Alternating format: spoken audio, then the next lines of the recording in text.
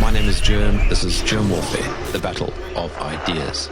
Really interesting Substack about the Greater Israel Project. I'm just going to pull it up here because it's, whenever I speak to you, it's like I need to have huge amounts of notes because you're like this wealth of information and I can't remember everything. But let's just quickly get the macro picture. You're essentially arguing, if I'm correct, that the Greater Israel Project is hindering the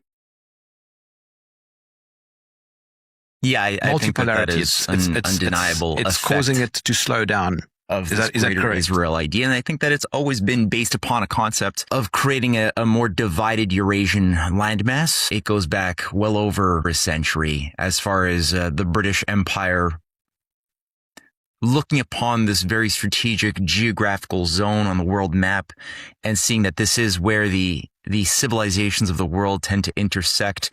And it has been known for millennia that whoever can control this region can control the general ability to prevent the dangerous convergence of civilizational forces. Persia, Asia, China, Russia, Africa, Europe, in this very strategic pivot zone. So if you're somebody who really loves humanity and cares about freedom and the future and avoiding war, then this region is extremely important for a different set of reasons, because it is the core of the Silk Road, the ancient Silk Road of the Han Dynasty, and that was revived under the Tang Dynasty, and that played such a big role with the Muslim, Carolingian, Christian, Jewish, Chinese convergence of collaboration in the 8th, 9th, 10th centuries. During the Tang Dynasty, that was, we saw people like Harun al-Rashid working the head of the Abbasid Caliphate in the Muslim world, in Baghdad, working with Jews on bringing together scientists and poets at the houses of wisdom, as well as Charlemagne and his children, who were also sending envoys of Christians to share and develop a better understanding of their neighbors instead of going into crusading wars. So for the good, it's been a very important place and could still yet be again, I think, with the Chinese having revived the Silk Road agenda in the 21st century. And I think that a lot of the enemies of that outlook are intent on lighting the thing on fire and instead promoting a much more bigoted, much more dangerous, imperial, Cecil Rhodian inspired vision of a greater ethno-state of Israel from the Nile to the Euphrates, as Theodor Herzl had pointed out, as Herzl himself was an admirer of Cecil Rhodes and was writing letters to Rhodes celebrating how successful Rhodes was as an exemplar in subduing the dark savages that had been living there in a troublesome way in South Africa. And that was something he wanted to bring back into the Middle East for his envisioned new Zionist state. I was, as you know, in China for almost a month last year, and I traveled across from the east to the west with Carl Zar and Pepe Escobar and a few others, going to actually the historic Silk Road Trail, as it were. We went to Urumqi and Kashgar, which is pretty much on the border of Afghanistan, and it really is something to behold. Very special. It's difficult to put into words. You need to kind of go there and experience the intense history. And only when you're there do you realize how far back this trade route goes. I say trade route. I know it was so much more than that, but and the fact that China is trying to rebuild it in sort of a 21st century way is extremely visible when you are in Xinjiang. I don't know why I'm telling you that, but it just is it's a beautiful part of history. As well. It's most an people that I blind spot interact with that's been don't placed even know in about the it. Western zeitgeist by design. It should be something that we should all understand. We should know its history. We should see how it's already, in its short time that it's been revived, has transformed so many lives and created so many foundations of potential for collaboration and for peace that, since Xi Jinping just announced it in September of 2013, and it really has taken on a really brilliant life of its own and has served as sort of the glue that gives, I think, vitality and substance to the multipolar, the better, healthier multipolar outlook. I say healthier because there is a sicker, evil version of multipolarity as well that I think everybody watching your show has become aware of, which also goes back quite some time, but is founded on a much more Orwellian notion of jurisdictional fascist states or regional areas to be managed by a feudal technocracy of some sort. That would be a sicker version, but I think the healthier version that has this deeper historical precedent was unveiled in 2013. Of course, Russia, China, India, Iran, especially Iran, had created a foundational block around which the Shanghai Cooperation was created. If this is already now well over 20 years ago, and the BRICS also grew out of this, but by themselves without the type of project, the action, just simply a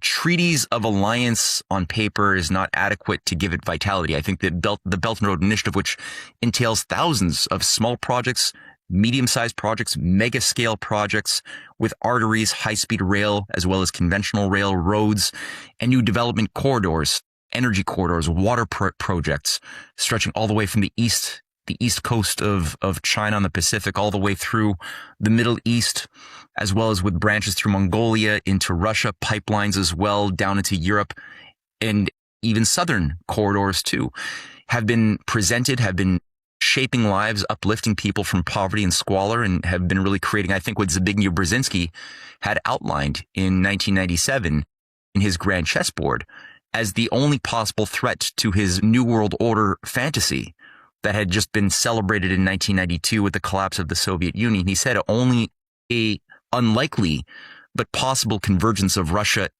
China, and Iran might provide together a threat to our New World Order. And that is exactly what has manifested in so many ways. And of course, China had been working very, very hard, along with the Russians, to ensure that al-Qaeda would not be victorious in Syria, since Syria was also a major artery of the ancient Silk Road and should be again. Of course, also Iraq and other regions of that area, which were burnt and lit on fire, especially after 9/11, but more recently with the emergence or the imposition of Giuliani, the former head of ISIS in Syria, who's been made president, has really put a major block. Even Lebanon. Oh, most certainly. So, yes, absolutely. So all of this has been lighting the Silk Road on fire, or at least the hoped for stability that is required for the types of long-term 5, 10, 20-year, 50-year thinking that the Silk Road planning requires. That stability is not being permitted in this vital area, including in Lebanon, where Israel has just invaded. Of course, Israel, again, when you look at the greater Israel map, those who believe at least in this greater Israel outline see a land much bigger than the current one, and that involves the purging of all of those Arabs living both in the Gaza, as well as in West Bank, as well as in Lebanon, but even much more broadly beyond that, into borders that take up most of Iraq, most of Syria, some of Saudi Arabia. A big chunk of Egypt must be removed from the Egyptians for this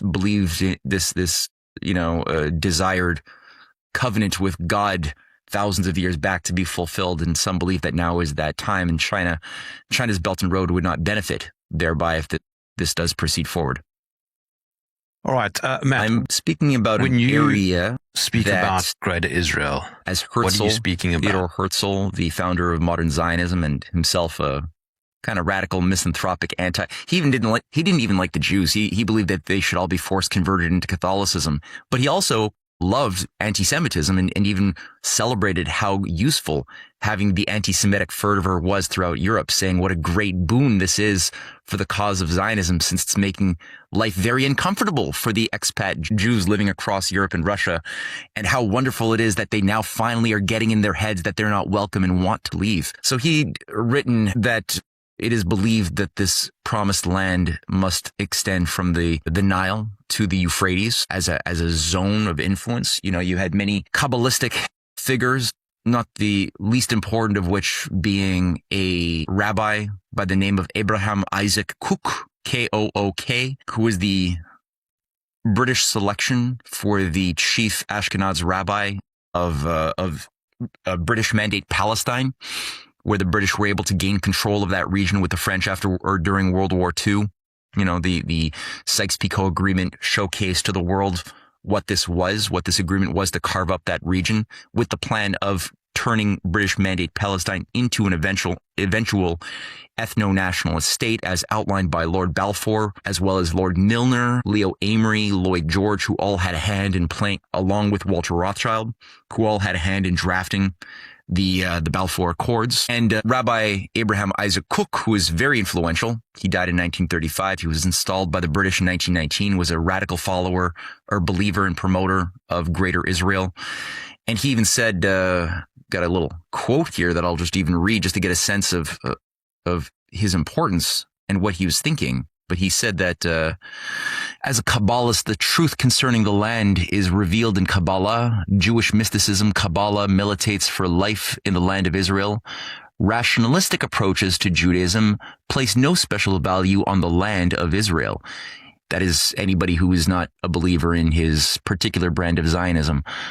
In wars, national characters crystallize. Israel as the universal reflection of mankind benefits thereby. So Israel benefits through wars because it crystallizes the national character of a people. Only in war, though. The heels of Messiah follow upon world conflagration. So basically, he's presuming that at this moment that we can create this idealized situation, which also involves the reconstruction of a certain temple that had been destroyed in 70 AD by the Romans. At the hour of the downfall of Western civilization, Israel is called upon to fulfill its divine mission by providing the spiritual basis for the New World Order, he says in 1935. And this book was disgusting, but it outlined it inspired several generations of yeshivas and all of the creators of the radical legalist settler movement that really sprung into high gear after the 6-Day War in 1968, basically settling illegally in areas that were not Israel. They were all followers of Rabbi Abraham Isaac Cook. He worked also very closely with Jabotinsky, who was another believer in Greater Israel. Jabotinsky's personal secretary was the father of Benjamin Netanyahu, as we all know. And this is something which today, if you look at the patches of the different forces within the Israeli Special Forces, there are official military patches celebrating Greater Israel it's outlined directly on the map. And I'd say in my assessment, I think it has a lot to do with the similarity of the map of the Neo-Babylonian Empire. There have been, yeah, I don't think that's a coincidence. That was the period that the Jews were in captivity for about 70 years. That. Looks very similar. Being screwed with basically by their captors, the Babylonian high priests took a lot of. I thought it was 70 for some reason is what's in my head. I could hold on, Matt. Was it? Google that are you right sure now it was and 70 years? Wasn't it for you? 40 years? That's not hard.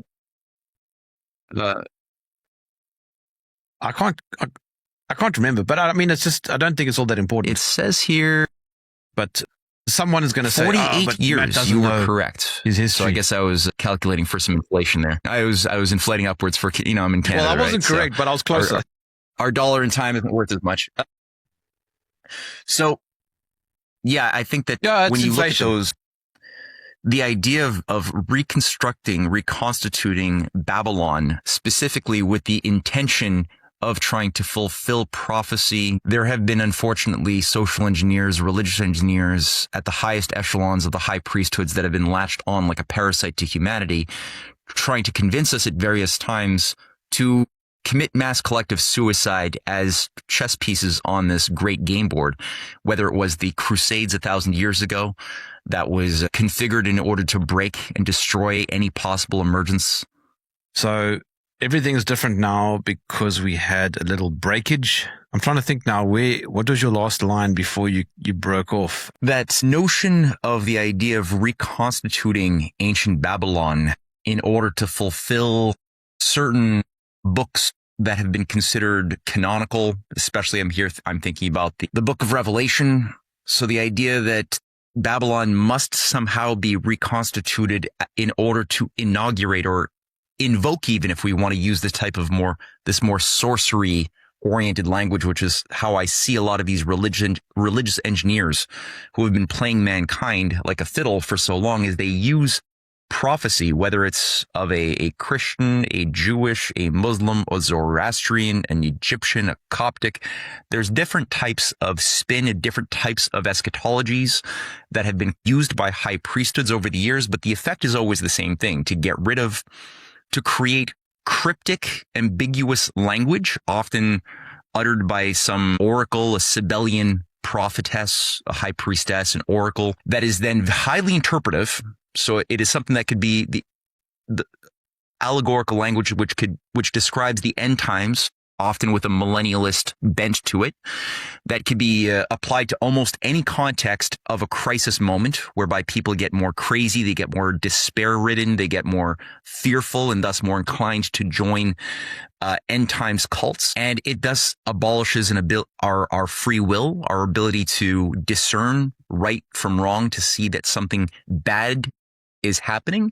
And instead of correcting that bad orientation, as I think mature humans do, those who are soft-minded enough to tend to fall prey to these types of manipulations will instead believe that this evil thing that we're moving towards, whether it was the bloodbath ritual of the crusades that went on for centuries, is a necessary thing to fulfill God's will, that God demands evil, that he demands blood in order for some form of purity to emerge out of the chaos. And that destruction of free will is something that benefits a ruling oligarchy that doesn't like human beings thinking as sovereign beings, creatively problem solving. They don't like that.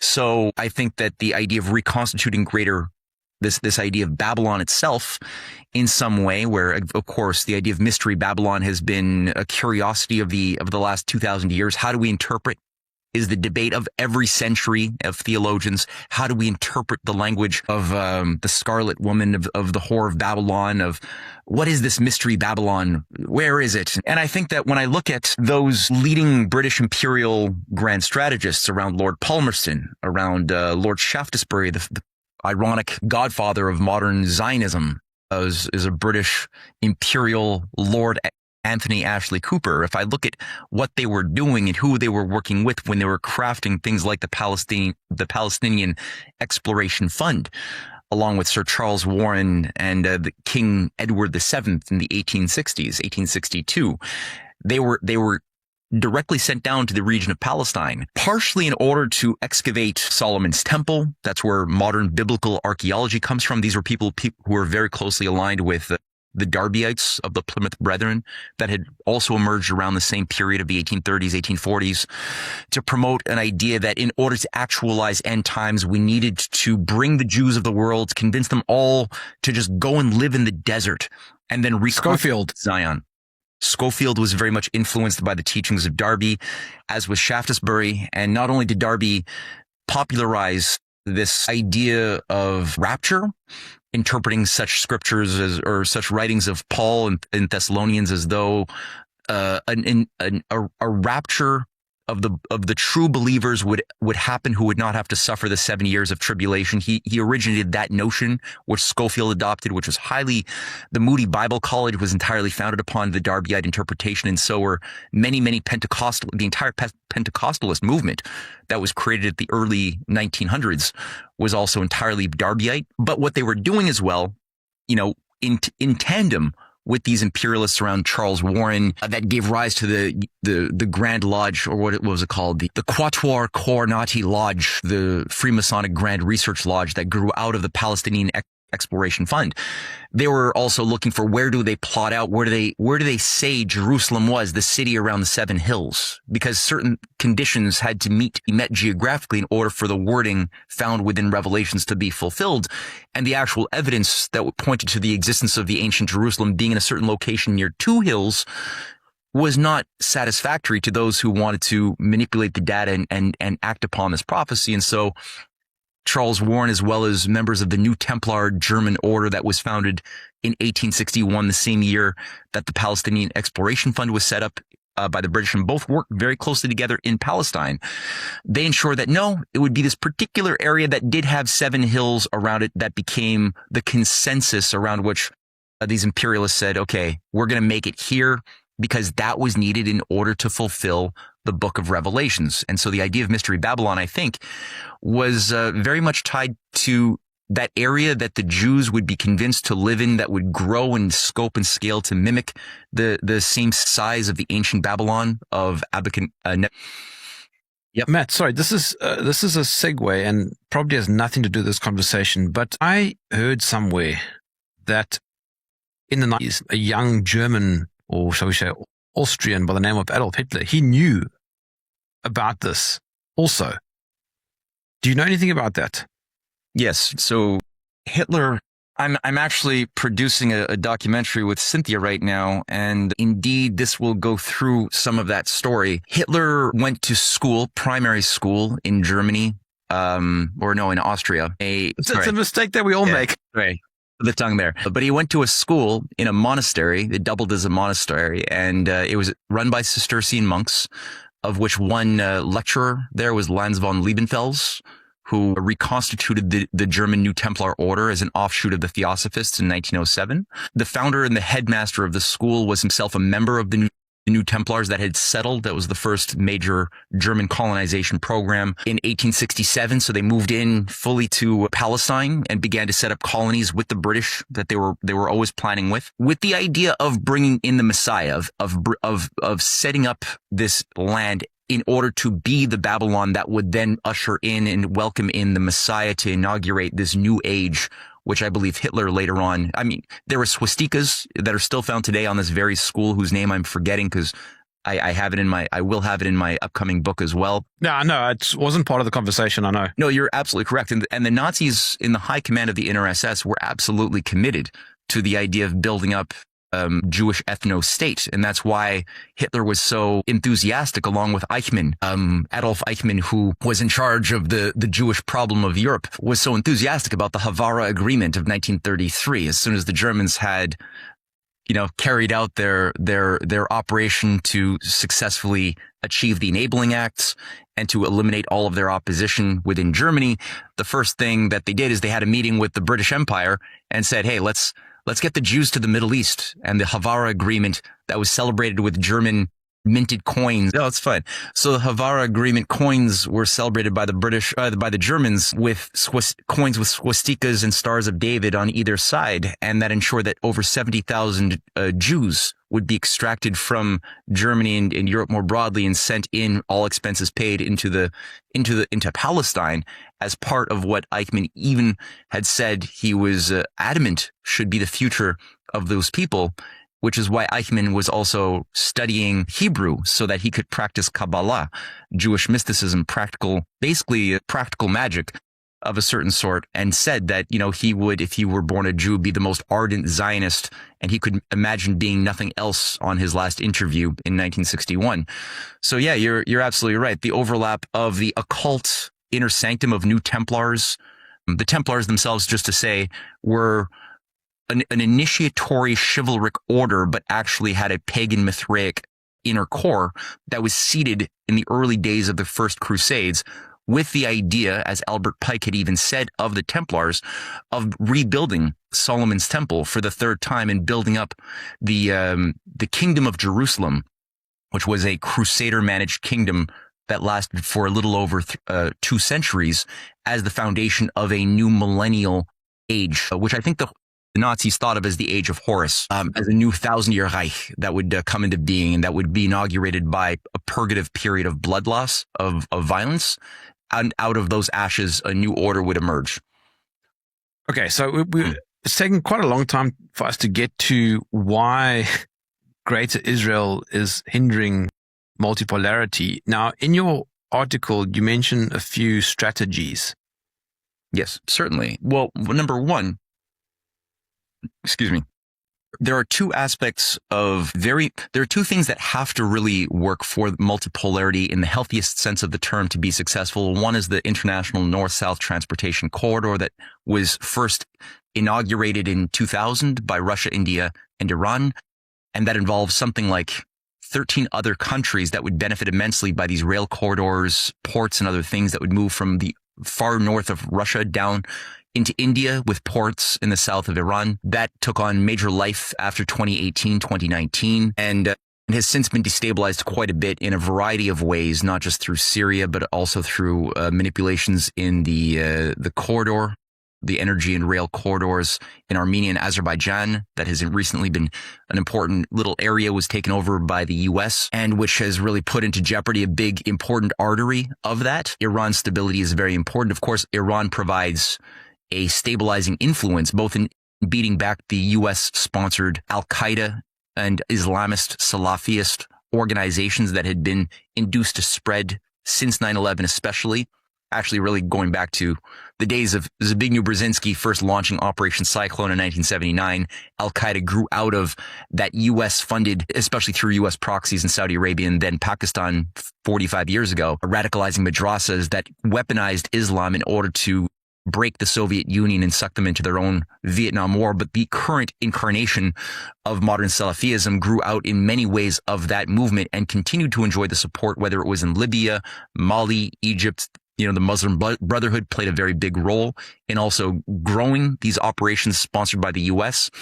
Iran had been, again, playing a very important role at subduing, at putting down these operations, which if they are taken out, then I think that the Arab world as a whole will be more easily lit on fire as these Islamic Caliphate obsessed agencies, which have, I can't emphasize this enough, which have enjoyed the support logistically, financially, and otherwise of Anglo-American intelligence, will simply grow and grow and grow. Again, that will not be favorable to the economic climate needed to build up the type of international north-south transportation corridor or Belt and Road Initiative, which is so vitally important. I think there's other elements too. You know, as far as the Greater Israel idea, there's recently been over July of last year, a law passed in the Knesset of Israel, allowing for Israel to simply seize and annex the West Bank. That's something that is, I believe, high up on the agenda, but also Gaza is nearly completely wiped out. Despite even all of the nice talk of the Board of Peace, there's no idea there whatsoever about how to actually heal. I don't know if you can heal from the type of trauma and evil that has been done to the people who've been living in the Gaza. But even before the October 7th moment was unleashed as what I believe to be an inside job, there was already a long recognition of the vast recoverable oil reserves off the coast of Gaza, of which 1.7 billion recoverable barrels had been already identified by the U.S. Department of the Interior in 2010. Originally, it was some British companies that identified these reserves. Yasser Arafat was very enthusiastic about developing a strategy to really start harnessing what is in Gaza's territorial rights to access and to use for the benefit of the people living in this area. Was this, 122 trillion cubic feet of recoverable natural gas is estimated to be in this area, which the Israeli intelligence had produced policy papers, as I outlined in that new article you just cited that I published. The Israeli intelligence had leaked documents where these policy papers that were leaked outlined their view of the need to eliminate the Gazans, extract them and put them into the Sinai Peninsula so that Israel could have control of this region and have Israel become an energy powerhouse that would feed back into the greater Israel metropolis, this cosmopolitan sort of macro empire that some wished to see build. That also requires the downfall of Lebanon. Israel is, after all, trying to pick a fight and has invaded Lebanon already. They've attacked leaders of a major force within the Iraqi military leadership, which could easily spark yet another front that could fall out of control. And I think the ultimate idea would be the downfall of Iran itself, which is what the clean break doctrine outlined by the neocons around Victoria Nuland's brother-in-law, Donald Kagan, as well as Richard Pearl, first put forth for Benjamin Netanyahu in 1997. The clean break doctrine outlined for a push towards regime change in all of the Arab nations that had been doing a very good job at beating back radical fundamentalist Islam in favor of a more healthy, grounded idea of economic development, which included in that list Iraq, Lebanon, Syria, and Iran was the major trophy to be destroyed in the clean break doctrine, which has always been, I think, obsessing. And they know that if they can get rid of Iran by any way possible, then greater Israel, as well as radical Salafism, will have no more resistance that would be useful. I mean, as far as I understand, Iran is one of the very few quote unquote sovereign countries left in that region. Most of those countries have aligned with Israeli interests. Yeah, and there's a number of data points that would back up what you just said from the standpoint of Iran's ability to maintain a national bank, not privatized, as so many other nations of the world have seen their private central banks imposed upon them as entities above the power of the nation state and acting on the benefit of an unelected financier oligarchy. I think, Iran, China, North Korea, and Venezuela are among the few countries. There might be one or two that I'm not thinking about that still have an actual national bank under the jurisdiction of the powers of the republic itself. It has survived and even found a way to build up an indigenous manufacturing cycle over decades and decades of being the most sanctioned country in the world, suffering decades of economic war and economic terrorism by the United States and their allies around the IMF and World Bank. So they've been, with every attempt to cripple and destroy Iran, they've been able to still find a way to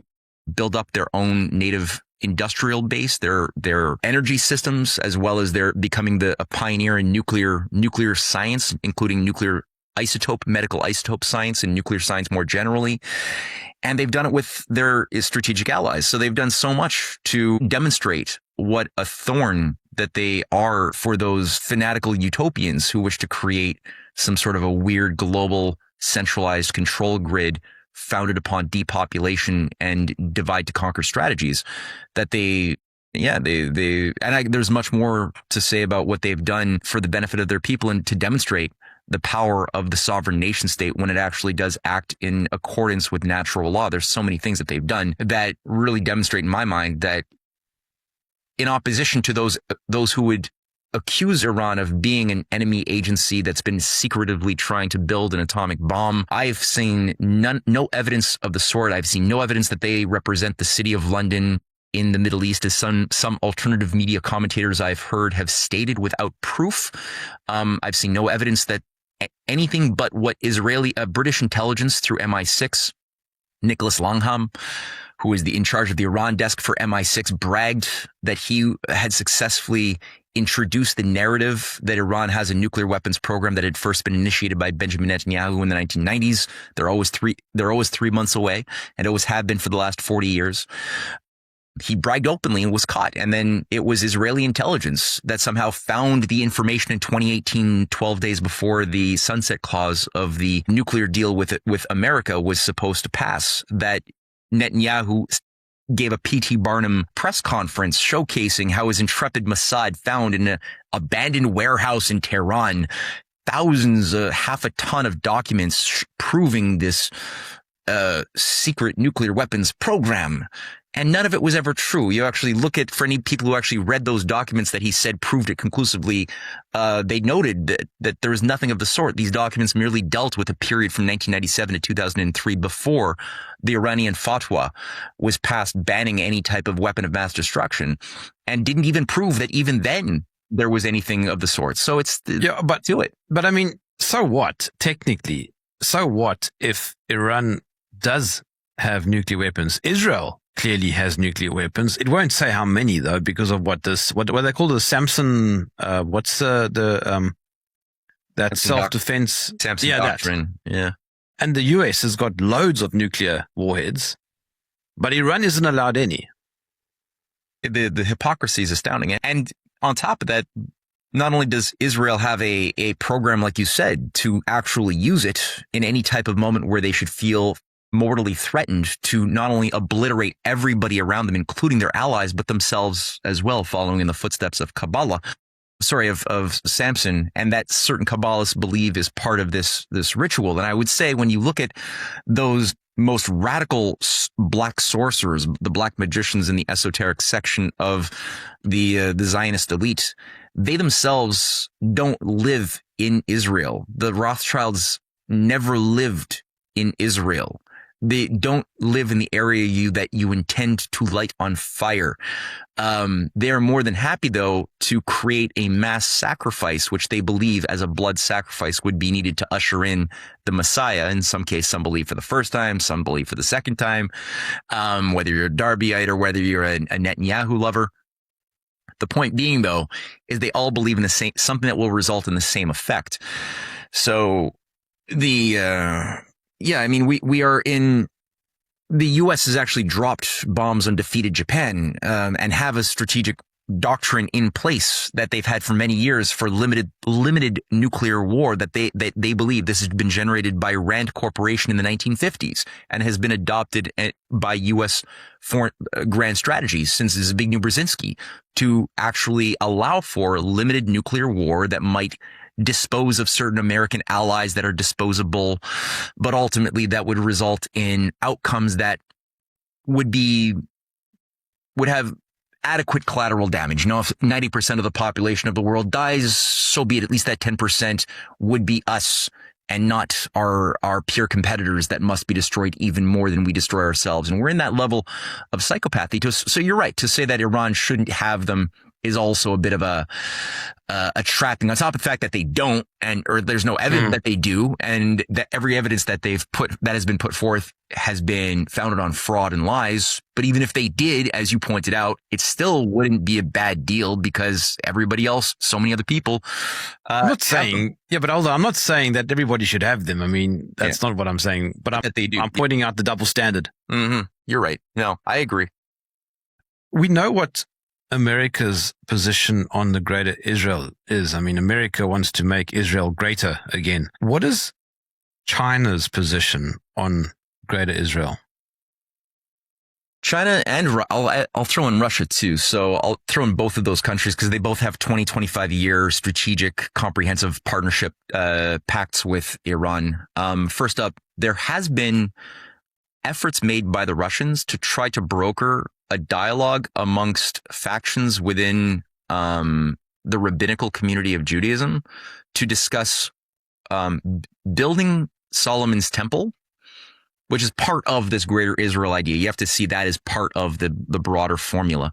But to build it in such a way that it could coexist next to the Al-Aqsa Mosque, because certain eschatologists and fanatics who want to do this believe that Solomon's temple exists somehow directly on the location of the Al-Aqsa Mosque, which is actually not even true. The evidence for that is very flimsy, but they've really got a consensus that that mosque must be destroyed for the temple to then be rebuilt at that location, which, of course, third most holy site for all of the Muslims. That's a recipe for multi-generational disaster again. So they had been trying up until 2009. I know that there were conferences to try to say, hey, why don't we just have these things exist together? The Jews can have their temple. The Muslims can have the Al-Aqsa. They can pray together. They can live together. Why do you have to blow things up? I think that was like, a creative way to approach it. But of course, any type of groupings in Israel that wanted that are nowhere near political power at this point. The Yitzhak Rabin, Yossi Beilin networks are far removed. Yitzhak himself had been killed not by an Iranian, but by a radical Zionist in 1995, making way for Netanyahu. And Yossi Beilin, his justice minister, has long since passed. So those factions are not even near power. So that's demoralizing. China has not openly, their approach is to play a much more laid back diplomatic posture. What China tries to do is simply present necessary and good ideas to make people's lives better and make business happen, to make money that meets what they believe is the self-interest of those business partners in different countries that they're trying to shake out of their stupidity. So they present something, they offer to fund it, to make it very easy to facilitate the building of rail, of roads, of other things that are going to stimulate the economy, create a condition where people let go of their baggage with their neighbors that they've been at war with for centuries and generations. And sometimes it works. Sometimes when it applies radical ideology of a religious bent, it doesn't work so well. China had been trying very hard to offer different economic incentives to Israel to take part in the Belt and Road Initiative over the past 12, 13 years. There's been limited contracts to build little subways, little bits of infrastructure in piecemeal form here and there that the Israelis permitted, but nothing. Israel would not even consider getting on board with the Belt and Road Initiative. Not even once was that seriously entertained by any leaders in Israel itself. Though I think many Jews who live there who are not in political power do recognize that it is much more preferable to build things like that and build with their neighbors and bring back a two-state solution concept that Yitzhak Rabin and Arafat had died fighting for. But again, they're not in political power. So China, I think, is taking a very patient look. They're trying not to get enmeshed in it. They do have a nuclear arsenal, as does Russia. They know how easy it would be to trigger a chain reaction, which could result in them getting enmeshed to defend and get really implicated in a kinetic war that might activate in a number of ways their nuclear response. And that would then, if that begins, that is something that wouldn't end. You can't put that genie back in the bottle. That could be the extermination of civilization as we know it for many centuries and maybe longer. So they're trying to walk very carefully right now, I think, and simply, I wish I get frustrated that sometimes China isn't using their clout and power in a way that I would like to see more forcefully, calling out liars and evildoers. But I mean, I kind of get it when the stakes are so high. I guess I understand it to a certain extent. Isn't it because China is extremely pragmatic? Oh, yeah. Yeah, they don't get sucked into ideological drama. That's part of their policy is stay far away from any type of ideological drama and baggage in any of the countries that you're going to be engaging with, and deal with pure business, dry, pragmatic, make it happen. If that's a country that has a culture of corruption to get things done, then whatever, you go there, you pass your briefcases along to get the contract signed, but you build the dam.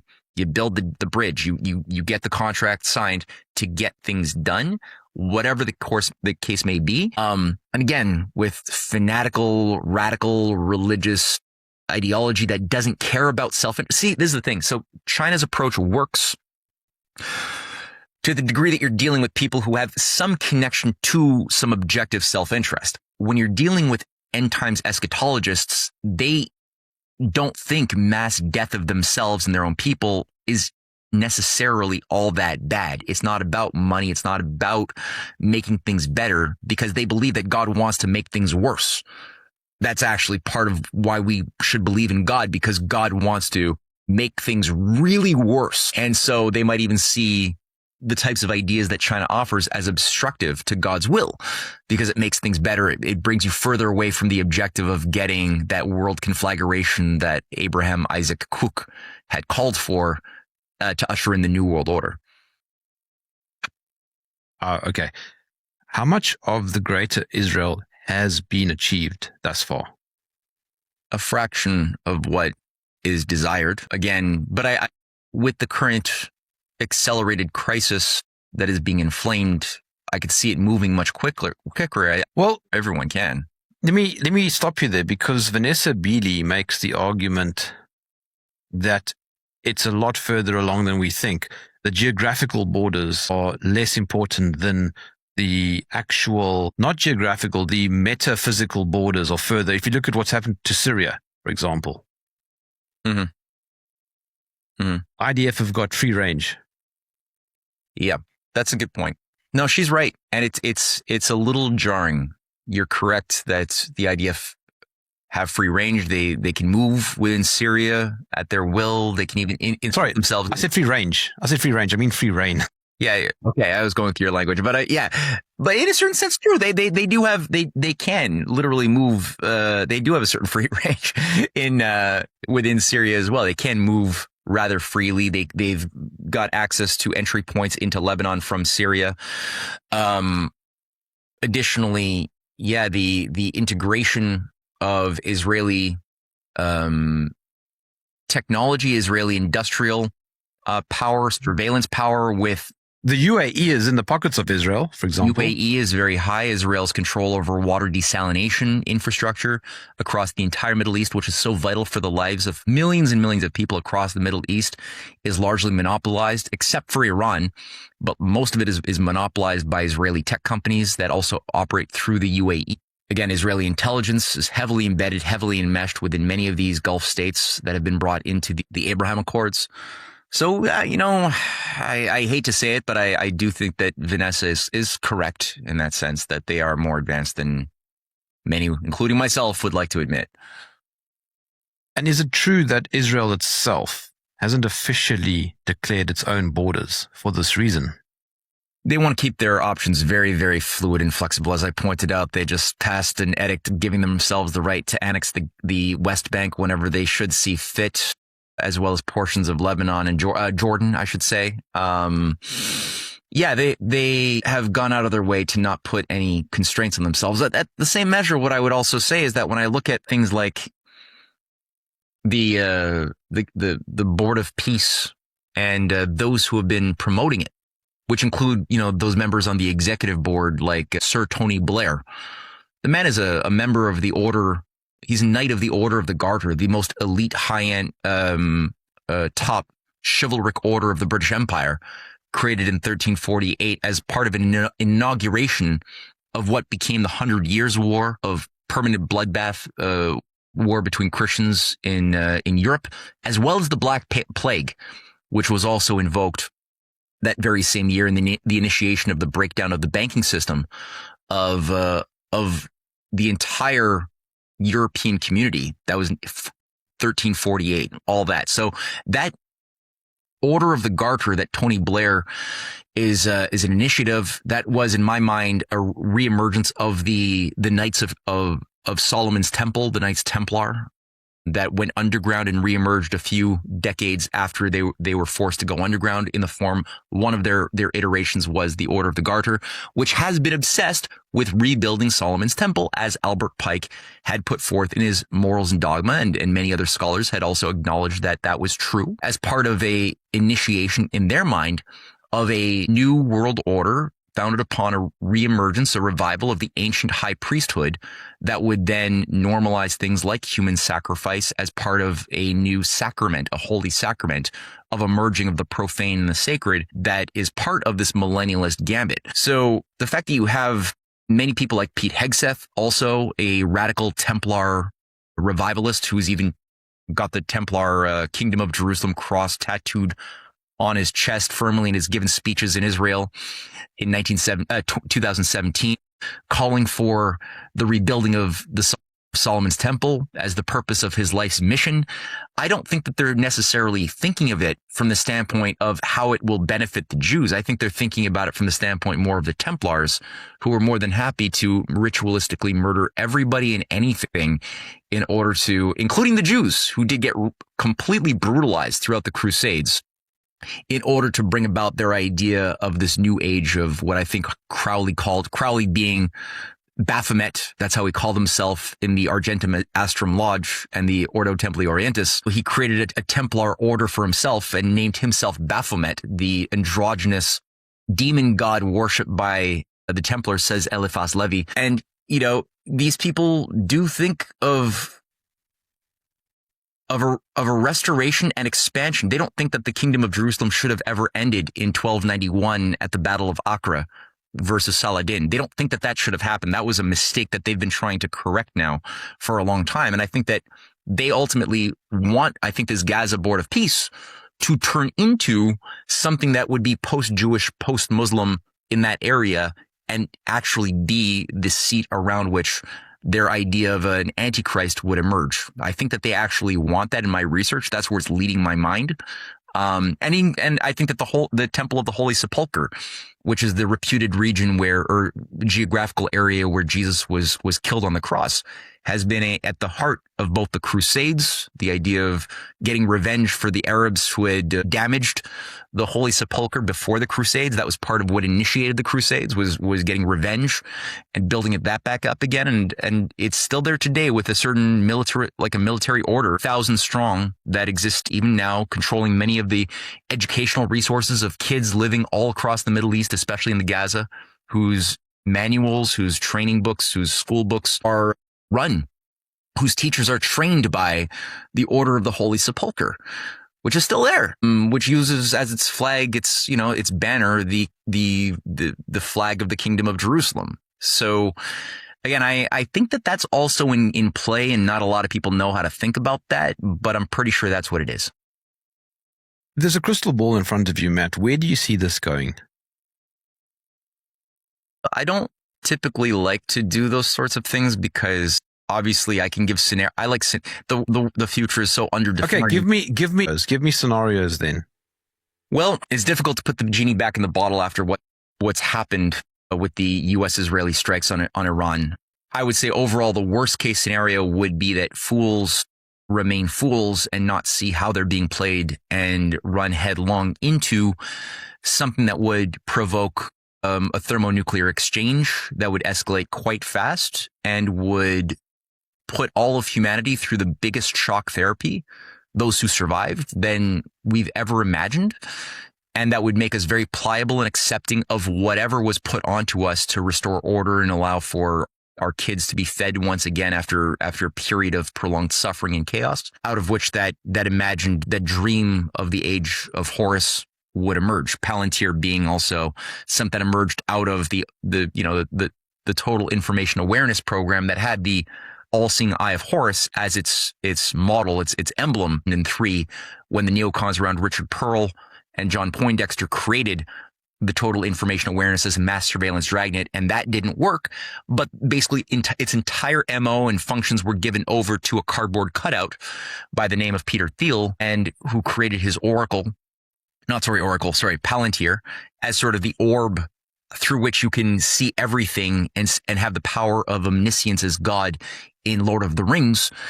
And that Oracle AI of Larry Ellison and company also emerged out of the CIA. That was his first contract in the 1970s, which had an Oracle program that Larry Ellison was commissioned to carry out in 1978. And that was given a rebranded name along with Stargate, another program run by the CIA and remote viewers in the 1970s. That was then revamped in our more current age under Trump 2.0. So again, that would be just a terrible orientation. The positive orientation would be that there would be a possibility that some kind of a peace plan, there has to be, it has to be somehow. If it's not going to escalate, you have to find a way to stop this war somehow now, before the supply chains completely are severed to the point that they can't be rebuilt of energy, of other vital resources that provide for both our energy, but also our food productive needs to sustain 8 billion lives. That has to be preserved. There's a small window that's getting smaller to preserve and to rehabilitate that. That would involve Russia, China, India also getting its act together. India has to get smarter and really make a decision, because it's playing in both worlds, multipolar as well as pro-Israel right now. Very dangerous. That's risking also another war being launched between the Indians and the Muslims of Pakistan and the Muslims more broadly. So how much do you think of, I apologize for jumping in. Sure. How much of that do you think is organic? Well, I think it's all I think you have fire starters behind the scenes, but the problem is India has a similar problem as Israel and the Arabs living in that area, because India also, under the BJP party, have revived something that looks a lot like an Indian version of Jewish Zionism in a type. And I'm not saying Modi thinks like this, but there's a lot of people around Modi who do think like this, and who have selected to build one of the most this grand temple to Ram that was inaugurated just 2 years ago on a site that had formerly been for 500 years one of the most holy sites for Muslims in India. And that mosque that was such a holy site was torn down by controlled riots of Hindus, 1992, and 2,000 Muslims were killed in these riots. And at that very demolished site is that is the exact place where this Hindu temple to Ram was rebuilt and inaugurated just a couple of years ago, as a big multi-generational slap on the face of the Muslims living in the entire region. And the Muslims of Pakistan are certainly not happy. Modi as well did make some bad decisions, whether it was on his own volition or not. He did go to Israel 2 days before or actually a day. He was there for 2 days, and the day he left was the day that the attacks on Iran began. And he had called for reviving the India-Israel relationship, or building it afresh upon the India-Israel-European Middle East Economic Corridor, the IMEEC, India, Middle East economic corridor that passes through Israel and that completely bypasses the new Silk Road. It's being sold as an alternative to the China-led new Silk Road. And it would pass through Saudi Arabia, some Gulf states, and then through Israel into Europe. And that is something that Modi seems to really believe should happen, along with a new NATO of the Middle East that is the I2J2 program, or what Netanyahu called the Hexagon Alliance. That would involve some Gulf states. Cyprus would be also involved. Some friendly Gulf states would be involved. And India and Israel would both be involved in this sort of NATO-like structure that some would like to see formed between in the Middle East. So India is really playing such a dangerous game right now by being indecisive and threatening the BRICS. It's threatening the Shanghai Cooperation Organization, as is the UAE, of another member, a new member of the BRICS, which is also threatening the viability of a healthy multipolarity. So, yeah, I'm not happy with India right now in any way. Okay, Matt, our conversation is based on your article, which can be found on your Substack. If I don't know where to go, how can I find your work? The Substack is a good place to begin, which is matthewehret.substack.com. Of course, there's also a couple of websites where people can get the documentaries. My wife and I have launched a production studio over the past couple of years, which has produced a lot of films, big and small alike. And those films are mostly freely available on CanadianPatriot.org, as well as our books that we publish. And finally, RisingTideFoundation.net, which my wife and I set up in 2019. Cynthia Chung is the president, and some of the Rising Tide films and the regular events that we host are available on RisingTideFoundation.com. As always, Matthew Ehret, thank you for joining me in the trenches.